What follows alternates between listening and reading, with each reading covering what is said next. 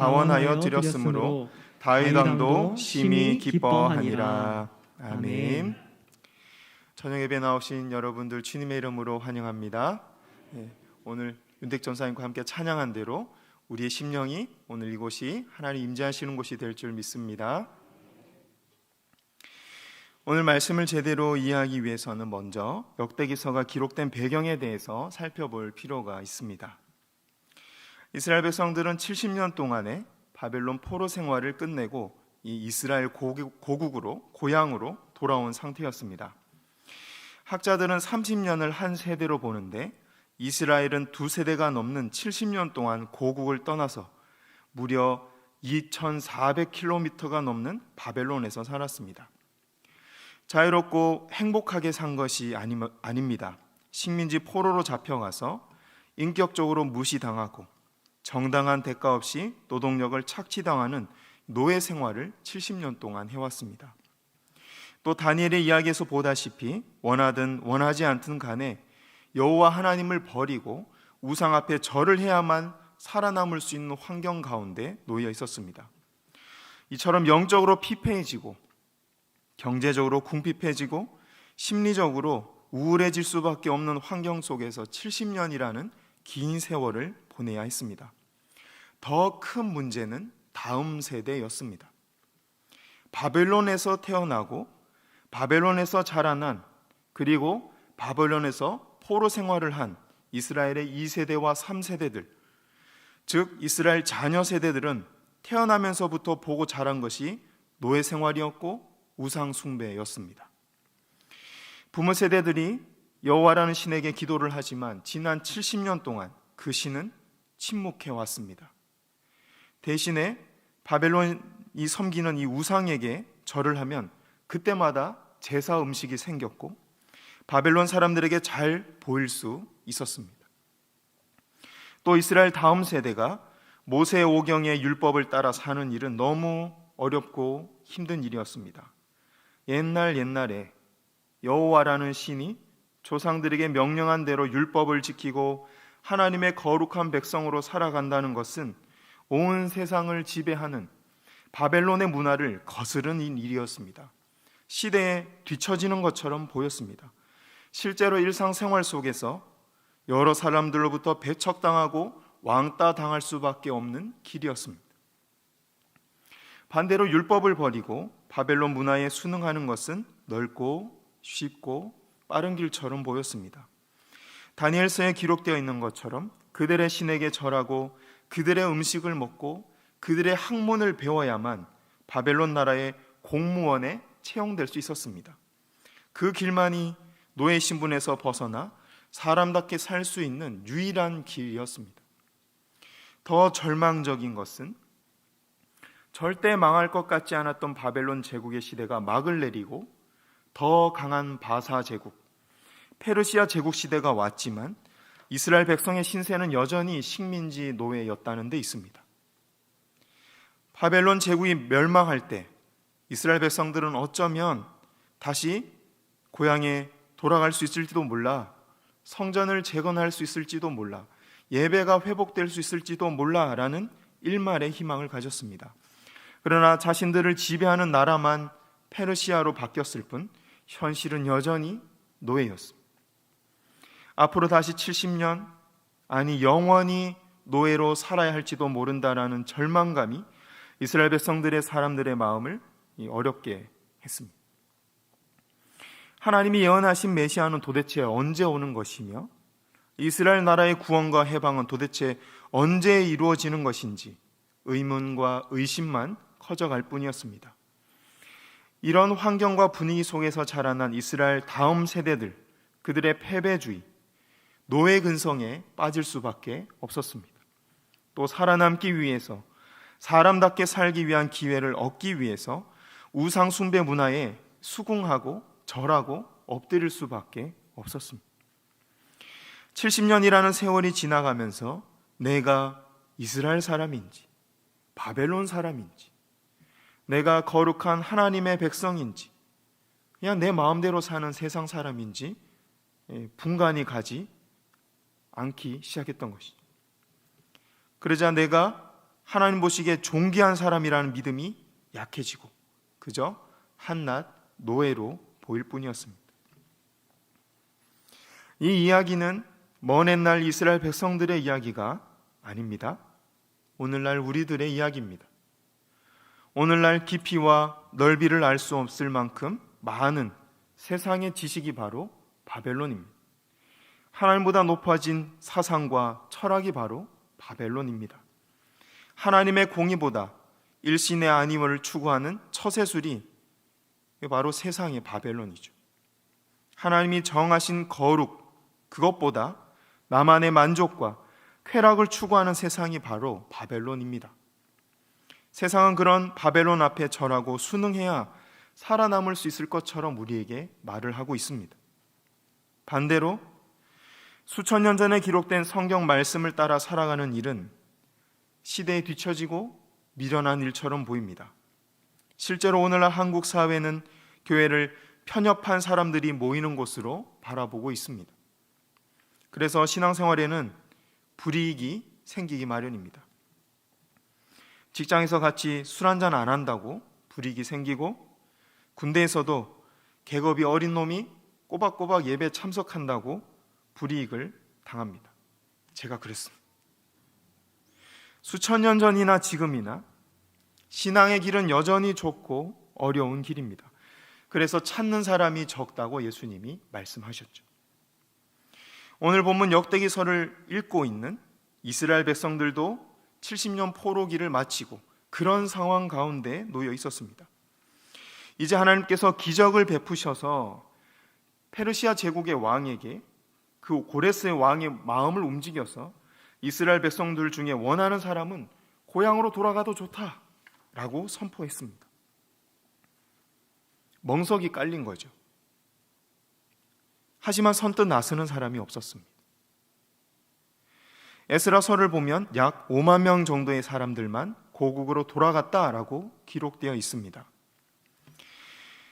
잡혀가기 전, 바벨론에 망하기 전 사무엘서 인구 조사를 기준으로 보면 이스라엘 백성들의 인구는 약 700만 명 정도였습니다. 바벨론은 그 700만 명 중에 포도밭을 가꿀 천민 약 2만여 명만 이스라엘에 남기고 이스라엘 백성 전부를 될 수 있는 한, 가능한 한만이 고국으로 포로로 사로잡아 갔다라고 기록되어 있습니다. 그런데 성전을 재건하고 하나님을 예배함으로써 나라를 다시 회복시켜 보겠다고 나선 사람이 700만 명 중에 고작 5만 명이었어요. 0.7%, 1%가 되지 않습니다. 물론 70년이 지나면서 인구의 변화가 있었겠지만 약 0.7%밖에 돌아가지 않았습니다. 그럼 나머지 99.3%의 이스라엘 사람들은 왜 돌아가지 않았을까요? 첫 번째 이유는 바벨론에서 누리던 것을 포기할 수 없어서입니다. 지난 70년 동안 갈고 닦아온 사업들, 바벨론에 마련해 놓은 집들과 땅들, 같이 어린아이 잘 낳고 잘 살고 있는 바벨론 출신의 우리 아내, 처가댁, 많은 돈을 들여서 신분을 세탁하고 겨우 올라간 내 지위와 명예 등 어느 것 하나 쉽게 포기할 수가 없었기 때문입니다. 두 번째 이유는 노예 생활과 패배주의에 익숙해져 버렸기 때문입니다. 처음 바벨론에 포로로 끌려갔을 때는 우상 앞에 절하지 않으려고 저항도 해봤습니다. 또 노예 생활을 하면서 무시당할 때마다 나는 하나님이 택하신 하나님의 존귀한 백성이라는 정체성을 잃지 않으려고 애를 썼습니다. 여호와 하나님이 약속하신 대로 반드시 이스라엘이 해방되고 고국으로 돌아가서 하나님을 예배하게 될 것이라는 그 소망을 잃지 않으려고 참 많이 눈물 흘리며 기도했습니다. 하지만 70년이라는 긴 세월 앞에 바벨론에 잡혀온 거의 모든 이스라엘 백성들은 소망을 잃고 패배주의에 휩싸일 수밖에 없었습니다. 이스라엘 해방에 대한 하나님의 약속은 믿을 수 없는 말씀처럼 보였고 도저히 불가능한 일처럼 보였습니다. 또 나는 하나님의 존귀한 백성이라는 정체성 대신에 그냥 노예라는 이 현실을 받아들이기 시작했습니다. 하나님이 맡겨주신 높고 거룩한 일을 꿈꾸기보다 적당히 죄와 타협하고 현실에 안주하기로 한 것입니다. 특히 종교에 있어서 부모 세대가 우상 숭배는 죄라고 가르쳐줬지만 바벨론 땅에서 태어나고 자란 자녀 세대들에게 우상 숭배 문화가 여호와 하나님보다 더 친숙하고 편했습니다. 게다가 다니엘의 이야기에서 보다시피 우상 숭배를 하면 당장 먹을거리가 생기고 다스리는 관리들에게 잘 보이고 인정받을 수 있었습니다. 덕분에 많은 이스라엘 사람들이 우상 숭배가 죄인 줄 알면서도 바벨론을 떠나지 않았습니다. 누군가는 죄가 주는 쾌락과 이익을 떠나면 죽을 것 같아서 떠나지 못했습니다. 누군가는 지금 이대로의 삶이 익숙하고 편해서 떠나지 않았습니다. 성전 재건을 위해서 목숨을 걸고 2400km나 떨어져 있는 부모님의 고향, 본 적도 없는 이스라엘까지 가야 할 필요성을 못 느꼈습니다. 반드시 예배를 회복시켜야 되겠다라는 그런 간절함이나 절박함을 이 자녀 세대는 느낄 수가 없었습니다. 성경책 한 권만 들고 태어나서 한 번도 가본 적 없는 2400km나 떨어진 이스라엘 땅으로 강도의 위협과 전쟁의 위험을 감수해 가면서 단지 성전을 재건하고 단지 예배 드리기 위해서 간다는 것은 미친 짓처럼 보였습니다. 무모한 일에 목숨을 거는 것처럼 보였습니다. 그래서 이스라엘 백성 중에 단 0.7%의 사람들만 약속의 땅으로 돌아갔습니다. 불행 중 다행이었던 것은 하나님께서 출애굽했던 이스라엘 백성들에게 많은 은금과 가축을 주셨던 것처럼 바벨론에서 포로 생활을 마치고 돌아가는 이스라엘 백성들에게도 많은 재물을 주셨다는 점입니다. 2400km나 되는 여행을 무사히 마치고 하나님 앞에 기쁨으로 재물을 드리며 예배할 수 있도록 넉넉하게 그의 손을 채워주신 것입니다. 또 다른 위로와 증거도 있었습니다. 에스라서를 보면 포로에서 귀환한 5만 명 중에 정확하게 652명의 이방인들이 포함되어 있었다라고 성경이 정확하게 기록하고 있습니다. 귀환하는 사람들 중에 1% 정도에 되는 이 이방인들이 섞여 있었던 것이죠. 이 사람들은 이스라엘 땅으로 가라고 강요받은 일이 없습니다. 이 사람들이 이스라엘 땅으로 간다고 해도 12지파에 들어갈 수도 없었고 유대인들 가문에 소속될 수도 없었습니다. 이 이방인들은 그저 여호와 하나님을 믿는 신앙생활을 하기 위해서 단지 말로만 들었던 예루살렘 성전에 나가서 하나님 앞에 제대로 된 예배 한번 드리기 위해서 이스라엘 백성들과 함께 이 무모한 여행을 시작한 이방인들이었습니다. 이 이방인들의 믿음과 선택은 포로에서 귀환하는 이스라엘 백성들에게 큰 위로와 용기가 되었습니다. 부모 세대의 신앙을 쫓아서 이스라엘 땅으로 돌아가기로 결정하기는 했지만 아직 마음에 확신이 없었을 많은 이스라엘 사람들이 있었습니다. 바벨론 땅에서 누리던 모든 것을 포기하고 떠나기로 한 것이 과연 잘한 결정인지 떠나기 전날까지 고민했었습니다. 그런데 그런 이스라엘 백성들 앞에 이방인들이 여호와 하나님을 섬기겠다고 나섰습니다.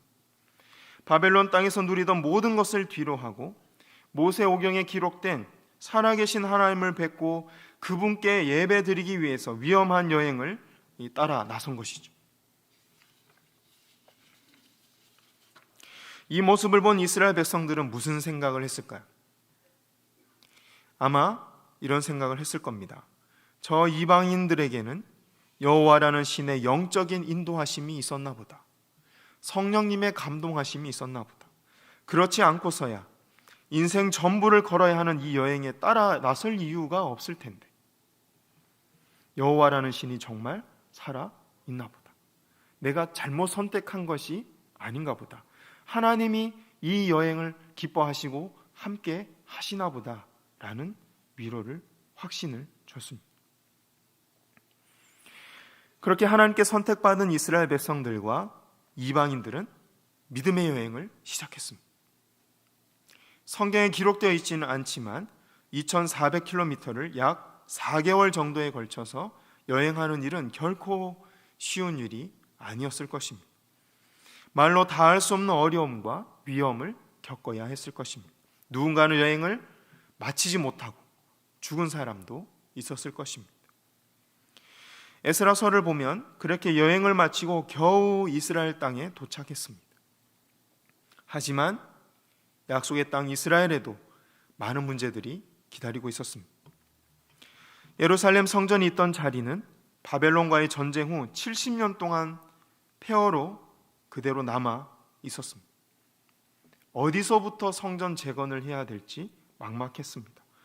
성전 재건을 하기 위한 대리석도 없고 백향목도 없고 일꾼도 없었습니다.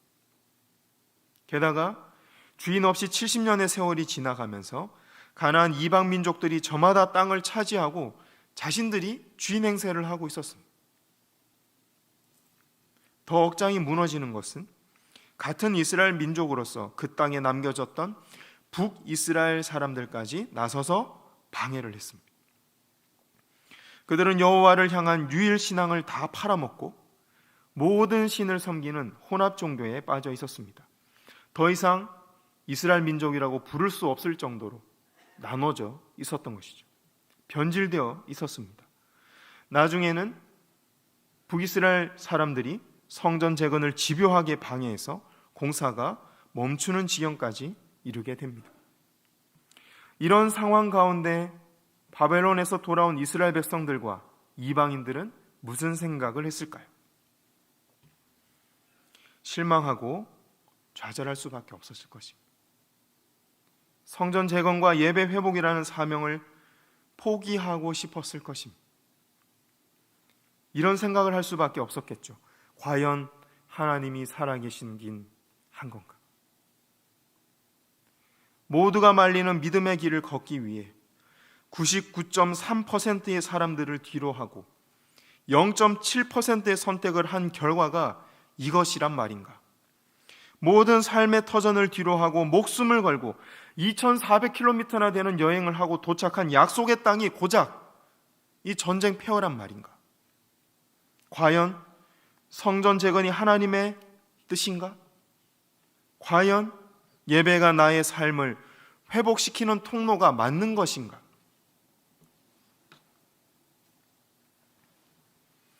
이런 막막한 상황 가운데 놓여 있었던 이스라엘 백성들을 위로하고 용기를 주기 위해서 하나님이 주신 말씀이 바로 오늘 본문 역대기 말씀입니다. 이스라엘, 그들의 선조의 신앙생활과 그들의 조상이 살았던 역사에 대한 기록이 바로 역대기입니다.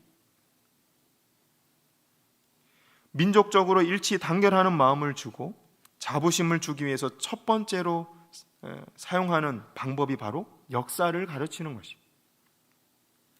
역사는 개인에게 나는 누구고 어디서 왔는가를 말해줍니다. 정체성을 가르쳐줍니다. 그래서 나는 앞으로 어떻게 살아야 하며 앞으로 무엇을 위해서 살아야 하는가에 대해서 가르쳐 주는 것이 바로 역사입니다. 그래서 하나님은 바벨론에서 귀환한 5만 명의 이스라엘 자녀 세대들에게 역대기 말씀을 주셨습니다. 하나님은 폐허가 된 고국에 돌아왔지만 무엇을 기준으로 살아야 하고 삶의 목적을 어디에 두고 살아야 할지 모르는 바벨론 포로 자녀 세대들, 그들에게 이스라엘 민족의 뿌리를 가르쳐주고 계십니다. 또 민족의 조상들이 무엇을 기준으로 무엇을 위해서 살았는지, 그래서 어떤 큰 승리를 얻고 어떤 열매를 얻고 하나님께 큰 영광을 올려드렸는지 역사를 기록하고 있는 것입니다. 이를 통해서 포로에서 귀환한 자녀 세대들에게 신앙의 뿌리가 흔들리지 않고 삶의 목적을 분명히 세워가기를 하나님이 바라셨기 때문입니다. 눈앞에 놓인 어려움들 때문에 실망하고 포기하지 않으며 소망 중에 인내하는 힘을 주려고 역대기를 주신 것입니다. 특별히 역대기 상에서는 다윗의 순종과 하나님이 주신 큰 승리를 강조함으로써 성전 재건과 예배 회복에 대한 확신을 주고 계십니다. 그래서 역대기상의 마지막 장인 오늘 본문 29장은 성전 재건과 예배 회복을 위한 다윗의 순종과 헌신, 그 리더의 헌신을 통한 또 다른 지도자들의 헌신, 그리고 지도자들의 모범을 따라가는 백성들의 헌신에 관한 내용을 담고 있습니다. 하나님이 받으실 만한 온전한 예배를 드리기 위해서 왕으로부터 백성들까지 모든 성도가 서로 섬기고 연합했던 것입니다. 그 결과 성전이 재건되고 예배에 성공하게 됩니다. 위로는 하나님과의 관계가 회복되고 옆으로는 성도 사이의 관계가 회복됐습니다. 살아있는 예배가 회복됐습니다. 다윗 왕이 일평생 동안 애쓰고 노력해왔던 목적이 바로 이 살아있는 예배, 이 단 한 가지에 있었습니다. 다윗 왕은 성도들이 위로는 하나님을 찬양하고 옆으로는 성도들끼리 즐거워하는 예배의 회복을 바라보며 너무 기뻐했습니다. 다윗의 수고와 눈물이 하나님과 이스라엘 백성들 사이의 관계를 회복시키고 예배를 성공시켰기 때문입니다. 다윗의 평생의 삶이 하나님 앞에 가장 의미 있어지는 순간이었습니다. 다윗은 성전 재건과 예배 회복이라는 사명을 다 마치고 역대기 29장 끝에서 하나님 앞에 영광스럽게 평안하게 죽음을 맞이합니다. 이와 같이 역대기서에 기록된 이스라엘의 역사, 특히 역대기상에 기록된 다윗 왕의 역사가 바벨론 포로 생활에서 돌아온 이스라엘 자녀들에게 남다른 의미로 다가왔을 것입니다. 우리는 하나님의 택하신 백성이고 다윗 왕의 후손이라는 분명한 자기 정체성이 생기기 시작했습니다. 또 인생의 가장 큰 비전과 목적이 하나님을 예배하는 데 있다는 것도 확인할 수 있었습니다. 예배 회복을 위해 헌신하고 모든 선택의 기준을 말씀에 둔다면 하나님께서 반드시 우리를 승리하게 하실 것이라는 확신이 솟아나기 시작했습니다. 소망의 말씀이 살아나기 시작했습니다. 구별된 0.7%, 그 내 백성을 통해서 내가 성전을 재건하고 예배를 회복시킬 것이다. 다윗처럼 너희가 나의 말에 순종하고 나의 비전에 동참하고 헌신한다면 내가 너희를 반드시 승리하게 할 것이다. 하나님께서 그렇게 말씀하시는 것처럼 들렸을 것입니다. 하나님의 이 말씀은 지금 70년 동안 무너져 있던 성전 터 위에 막막한 심정으로 서 있는 이스라엘 자녀 세들에게 큰 힘과 용기를 주었습니다. 그러자 지난 70년 동안 사로잡혀 있었던 패배주의와 노예 근성으로부터 그들의 심령이 벗어나기 시작했습니다. 나는 안 돼. 내가 뭘 할 수 있겠어? 라는 부정적인 생각 대신에 하나님의 뜻은 반드시 이루어진다. 오전에 우리 후임 목사님 설교해 주셨죠. 하나님의 뜻은 반드시 이루어진다. 나의 연약함에 상관없이 하나님의 뜻은 반드시 이루어진다. 내가 우리 자녀들 모든 필요를 채워줄 수 없지만 내 연약한 육신의 부모이기 때문에 우리 자녀의 필요를 100% 내가 다 채워줄 수 없지만 하나님이 우리 자녀를 승리하게 하실 것이다. 예배하는 우리 자녀를 승리하게 하실 것이다. 우리 자녀들을 반드시 예배의 도구로 사용하실 것이다. 이제 이스라엘 백성들은 성전 재건과 예배 회복을 위해서 헌신하기 시작했습니다. 역대기서 말씀을 읽은 이스라엘 백성들이 헌신하기 시작했습니다. 그 내용이 바로 느헤미야서입니다. 한 손에 창을 들고 한 손으로는 성벽을 쌓았습니다. 낮에는 일하고 밤에는 보초를 섰습니다. 형편이 넉넉하지 않았지만 서로가 서로를 도우며 있는 힘을 다해 성전 재건을 위해 헌신했습니다. 그러자 어느덧 예루살렘 성전과 성벽이 회복되고 그 성읍 전체를 하나님께 올려드리는 낙성식, 낙헌제를 하나님께 올려드리게 됩니다. 그 이야기가 바로 느헤미야서 12장. 함께 읽어보겠습니다. 느헤미야서 12장 43절에서 47절까지 말씀입니다. 한 절씩 교독하겠습니다. 이날에 무리가 큰 제사를 드리고 심히 즐거워하였으니 이는 하나님이 크게 즐거워하게 하셨습니다. 부녀와 어린아이도 즐거워하므로 예루살렘이 즐거워하는 소리가 멀리 들렸느니라. 그 날에 사람을 세워 곳간을 맡기고 제사장들과 레위 사람들에게 돌릴 것 곧 율법에 정한 대로 거제물과 처음 익은 것과 11조를 모든 성읍 밭에서 거두어 이 곳간에 쌓게 하였노니 이는 유다 사람이 섬기는 제사장들과 레위 사람들로 말미암아 즐거워하기 때문이라. 그들은 하나님을 섬기는 일과 결례 일을 힘썼으며 노래하는 자들과 문지기들도 그러하여 모두 다윗과 그의 아들 솔로몬의 명령을 따라 행하였으니 옛적 다윗과 아삽의 때에는 노래하는 자의 지도자가 있어서 하나님께 찬송하는 노래와 감사하는 노래를 하였음이며. 함께 봅니다. 스룹바벨 때와 느헤미야 때에는 온 이스라엘이 노래하는 자들과 문지기들에게 날마다 쓸 몫을 주되 그들이 성별한 것을 레위 사람에게 주고 레위 사람들은 그것을 또 성별하여 아론 자손에게 주었느니라. 아멘. 다 읽지 못했지만 느헤미야서 12장을 다 읽어보면 얼마나 기쁨이 넘치는지 몰라요. 하나님께 성전을 올려드리는 기쁨, 온전한 예배의 회복, 그 기쁨이 충만합니다. 역대기 29장이 느헤미야서 12장에 다시 회복되고 있습니다. 오늘 본문 역대기 29장에서 이스라엘 조상들이 헌신으로 성전 재건과 예배 회복을 이뤄난 말씀을 믿고 실천에 옮긴 이스라엘 자녀 세대들에게 역대기 29장의 말씀이 다시 한번 느헤미야서에서 이루어졌습니다. 예배 가운데 하나님과 하나 되고 성도들과 하나 되는 참 신앙 공동체의 모습, 참된 교회의 모습이 느헤미야서 12장에 회복되었습니다. 그때 모든 성도들이 기뻐하고 하나님을 찬양하는 소리가 온 성읍과 주변 마을까지 울려 퍼졌다라고 되어 있습니다. 물론 주변에 이스라엘 나라를 틈틈이 노리던 주변 나라들도 다 잠잠해지고 두려워지고 더 이상 덤벼들지 못하게 되었습니다. 영적으로 암울한 이 시대, 영적인 탈출구가 없어 보이는 이 코로나 시대에 남겨진 한국교회가 마치 바벨론 땅에 남겨진 이스라엘 백성들 같습니다.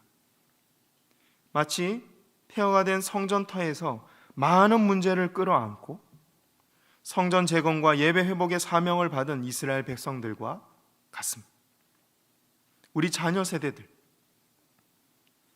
제대로 된 신앙이 뿌리내리지 못한 것 같은데 그 사명을 이어받아야 하는 막중한 책임을 짊어진 것만 같습니다. 그러므로 예배가 회복된 역대기 29장의 말씀과 그것이 재현된 느헤미야 12장의 말씀은 한국교회와 오늘을 살아내야 하는 우리 그리스도인들을 향해 주시는 하나님의 말씀인 줄 압니다. 어떤 마음가짐으로 성전 재건을 준비해야 하는지, 어떤 마음가짐으로 예배를 위해 헌신해야 하는지 잘 보여주고 있습니다. 무엇보다 예배를 기뻐하고 즐거워할 때 다음 세대가 살아나고 신앙 공동체가 살아나고 교회가 교회다워진다는 것을 확인시켜주고 있습니다. 많은 사람이 아니라 헌신된 0.7%, 그들을 통해서 하나님께서 새로운 역사를 만들어 가신다는 것을 우리는 확인할 수 있었습니다. 이제 우리 차례입니다. 이제 오늘날 우리 차례입니다. 우리 아버지와 어머니의 몫입니다. 우리가 새로운 역대기 29장을 쓰고 새로운 느헤미야 12장을 써야 할 때입니다. 우리의 헌신으로 다시 한번 교회를 세우고 예배를 회복시키고 믿음의 다음 세대를 일으켜야 할 때입니다. 구체적으로 과거의 믿음의 조상들이 무엇을 기준으로 살고 무엇을 위해서 살았는지 가르쳐야 합니다. 성경에 기록된 믿음의 사람들, 그리고 우리 한국교회 역사에 기록된 신앙의 선배들이 어떻게 살아왔는지, 어떻게 신앙을 지켜왔는지 가르쳐야 합니다. 그것이 바로 우리 한국교회만의 역대기서가 될 것입니다. 그것이 바로 수원 북부교회의 느헤미야서가 될 것입니다. 또 우리가 다윗처럼 일생을 통해서 자녀들 앞에 바로 오늘 새로운 역대기서를 써나가야 합니다. 우리 자녀들 심령 속에 기록해야 됩니다. 아, 우리 엄마는 그럴 때마다 기도하는 분이셨지. 아, 우리 아빠는 그런 일이 생길 때마다 말씀을 기준으로 분별하는 분이셨지. 아, 우리 할아버지 할머니 교회라 그러면 껌뻑 죽고 예배를 위해 헌신하는 분이셨지. 그것이 바로 우리가 써내려가는 새로운 느헤미야서가 될 것입니다. 우리 자녀들 심령 속에 지워지지 않는, 잊어버릴 수 없는 새로운 역대기서가 될 것입니다. 바로 그때 우리 자녀 세대들이 미래에 또 다른 새로운 역대기를 쓰게 될 줄 믿습니다. 우리 자녀 세대가 헌신으로 교회를 세워가고 예배를 살리는 역사를 우리 눈으로 보게 되는 은혜가 있기를 바랍니다. 이것이야말로 모든 그리스도인의 삶의 이유와 목적인 줄 압니다. 부디 우리 자녀 세대들이 하나님을 인격적으로 만나고 기쁨으로 예배하는 모습을 우리 눈으로 보게 되는 은혜가 우리 모두에게 있기를 소원합니다. 또 우리 부모 세대와 자녀 세대들, 그리고 또 다른 성도들이 교회와 예배를 위해 온전한 연합을 이루고 즐거워하는 모습을 우리 눈으로 보게 되는 은혜가 있기를 소원합니다. 이 비전을 위해서 다윗 왕처럼 일생을 드리는 우리 모두가 됩시다. 다 함께 찬양하겠습니다.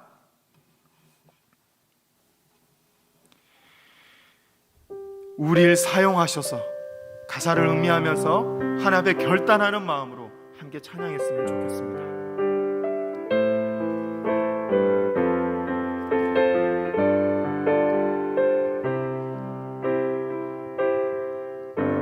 우리에게 선이 하나 있네. 주님같이 오실 그날까지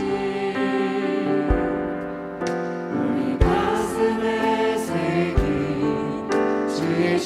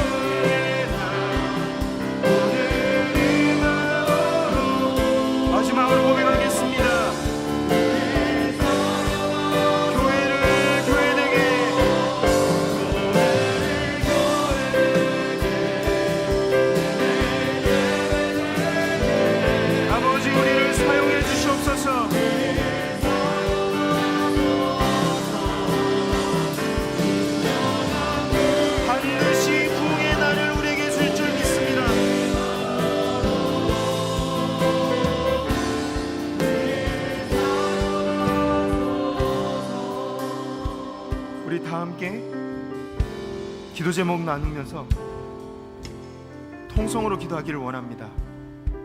함께 기도 제목 읽도록 하겠습니다. 하나, 내가 바로 성전 재건과 예배 회복을 위해 헌신된 한 사람이 되게 하옵소서. 아멘. 둘, 수원북부교회 부모 세대가 다음 세대에게 새로운 역대기를 물려주게 하옵소서. 아멘.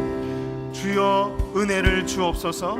두 번 간절히 외치고 기도의 자리로 나아갑니다. 주여 은혜를 주옵소서.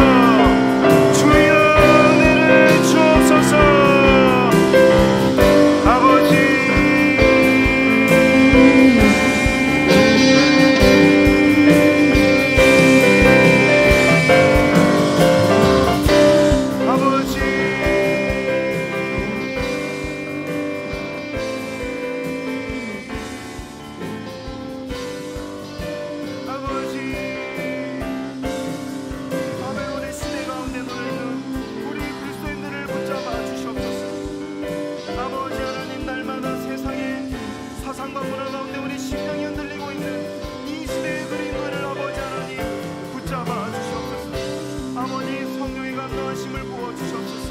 아버지 말씀의 확신을 보여주시옵소서. 아버지 불신자들을 통하여 하나님이 살아계시구나라는 고백을 듣게 하여 주시옵소서. 아버지 우리 자녀세들 입술을 통하여 하나님이 살아계시군요. 어머니 아버지 하나님이 살아계시군요. 그 믿음의 고백을 듣기를 원합니다. 아버지 하나님 우리를 사용하여 주시옵소서. 성전 재건을 위해 예배 올림을 위해 아버지 우리를 사용하여 주시옵소서. 아버지 하나님 아무것도 없고 보잘것도 없고 연약한 우리지만 아버지 주님 앞에 온전하게 모든 것을 바치고 드리오니 아버지 우리를 붙잡아 주시옵소서. 아버지 우리에게 예배 문을 열어주시옵소서. 아버지 우리의 기도의 불을 허락하여 주시옵소서. 아버지 하늘 문을 열어주시옵소서. 회복을 명하여 주시옵소서. 아버지 우리가 주님 앞에 고발된 0.7% 아버지 무사에게 무릎 꿇지 않는 7,000명이 되기를 원하오니 아버지 우리를 사용하시고 아버지 우리를 축복하시고 아버지 우리 교회를 사용하여 주시옵소서. 우리 수원북부교회 부모 모든 세대에게 아버지 하나님 자녀 세대에게 물려줄 수 있는 새로운 역대기서를 쓸 수 있도록 축복하여 주시옵소서. 아버지 우리에게 예배 회복과 성령 기름 부심을 허락하여 주시옵소서.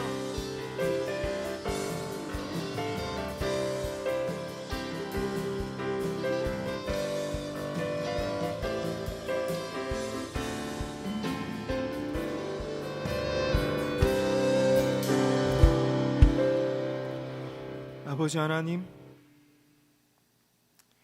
날마다 주님을 믿고 의지하는 그리스도인들이 줄어간다는 뉴스와 신문과 소문을 듣게 됩니다. 세상이 날마다 교회를 편협한 사람들 치부하고 배척한다는 소문만 난리만 듣게 됩니다. 아버지 하나님 부디 믿음을 지키고 살 수 있도록 아버지 하나님 우리에게 힘과 위로를 주시옵소서. 부디 우리 자녀 세대들에게 이 신앙을 물려줄 수 있도록 아버지 하나님 우리에게 말씀을 깨닫게 하여 주시옵소서. 기도의 응답을 부어 주시옵소서. 기적을 보여 주시옵소서. 그래서 우리 자녀 세대들이 하나님이 살아 계시군요, 그 고백하는 모습을 우리 두 눈으로 보게 하여 주시옵소서. 이 일들을 위하여 우리에게 힘과 능력을 주시옵소서. 회복을 주시옵소서. 권능을 다하여 주시옵소서. 아버지 우리 수원북부교회가 우리의 자녀 세대들에게 새로운 역대기서를 써내려가는 살아있는 교회가 되기를 원합니다. 강단마다 예배마다 찬양마다 기도회마다 하나님 은혜 위에 은혜를 다하여 주시옵소서. 우리를 긍휼히 여기시고 복 내리실 하나님을 기대하고 믿고 기뻐합니다. 감사드리며 예수 그리스도의 이름으로 기도드립니다. 아멘.